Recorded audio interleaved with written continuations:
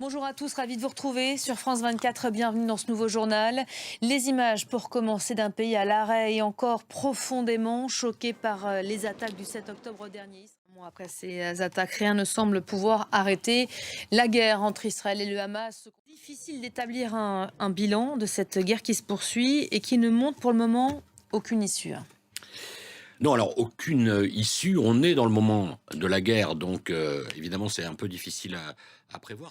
Voilà, justement, on va l'écouter, Benjamin Netanyahou, qui s'est effectivement longuement confié hier soir à la chaîne américaine ABC News. Le chef du gouvernement israélien a redit d'abord son refus de marquer une pause dans les combats.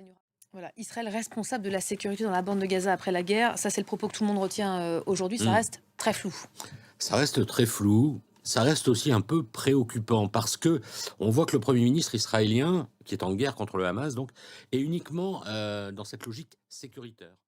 Merci beaucoup Bruno pour le décryptage. En tout cas, fin de non-recevoir, ça on l'aura bien compris, pour un cessez-le-feu à Gaza. Le Premier ministre israélien l'a redit hier, malgré les nombreux appels à une trêve. Le chef de l'ONU comparait la bande de Gaza à un cimetière pour enfants.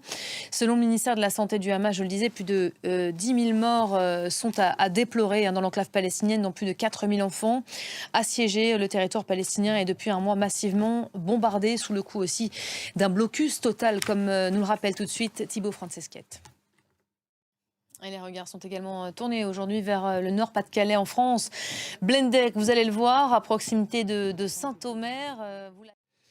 Et c'était il y a 10 ans aujourd'hui, le super typhon Haiyan dévastait l'archipel des Philippines. Souvenez-vous, bilan terrible, plus de 6 000 morts. À Tacloban, la ville la plus touchée, la vie a depuis repris son cours, même si le traumatisme reste encore présent, comme nous le rappelle tout de suite Antoine Fenot. Et c'est la fin de cette édition. Merci à vous de l'avoir suivi. Restez avec nous. D'autres infos à suivre tout de suite sur nos antennes.